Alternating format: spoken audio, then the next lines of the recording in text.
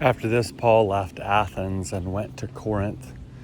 There he found a Jew named Aquila, a native of Pontus. He had recently come from Italy with his wife Priscilla because Claudius had ordered all Jews to leave Rome. Paul visited with them because they practiced the same trade. He stayed and worked with them. They all worked with leather.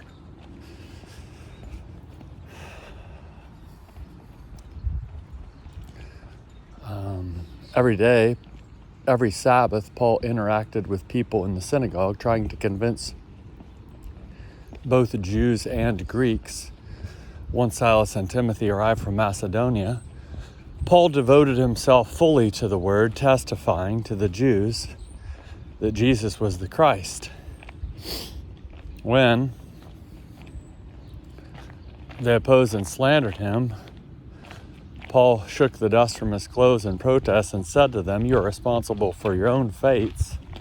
I'm innocent. From now on, I'll go to the Gentiles." He left the synagogue and went next door to the home of Titius Justus, a Gentile God worshiper. Crispus, the synagogue leader, and his entire household came to believe in the Lord. Many Corinthians believed and were baptized after listening to Paul. One night the Lord said to Paul in a vision, "Don't be silent. Don't be afraid. Continue speaking. Don't be silent. I'm with you, and no one who attacks you will harm you, for I have many people in this city." So he stayed there for 18 months, teaching God's word among them. Now when Gallio was governor of the province of Achaia, the Jews united in their opposition against Paul and brought him before the court. They said, "This man is persuading others to worship God unlawfully," they declared. Just as Paul was about to speak, Gallio said to the Jews, "If there had been some sort of injury or criminal behavior, I would have reason to accept your complaint.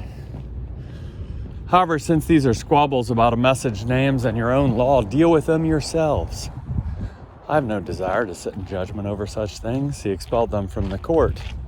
But everyone seized Sosthenes, the synagogue leader, and gave him a beating in the presence of the governor. None of this mattered to Gallio. Paul, after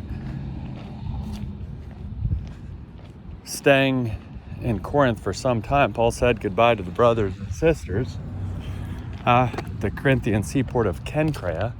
He had his head shaved since he had made a solemn promise. Then, accompanied by Priscilla and Aquila, he sailed away to Syria. After they arrived, he sailed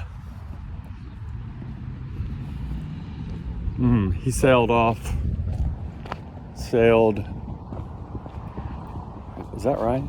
After they arrived in Ephesus, he left Priscilla and Aquila and went to the synagogue and interacted with the Jews. They asked him to stay longer, but he declined. He added, as he said farewell to them, though, he added, "God willing, I will return." Then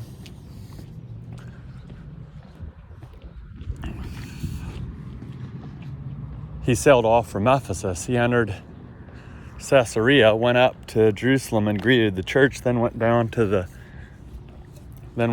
Antioch, entered Jerusalem and greeted the church and encouraged the strengthened and greeted the church. Then he went down to Antioch.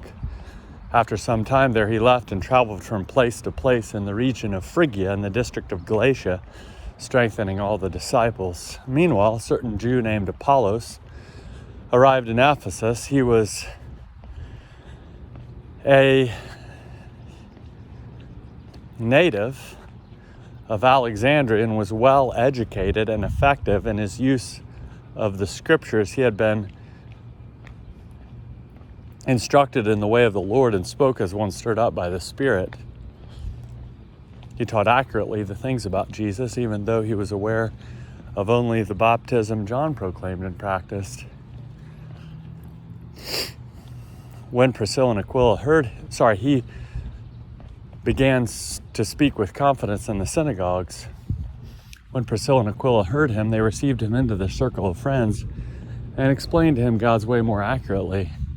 When he wanted to travel to Achaia, the brothers and sisters encouraged him and wrote to the disciples so they would open their homes to him.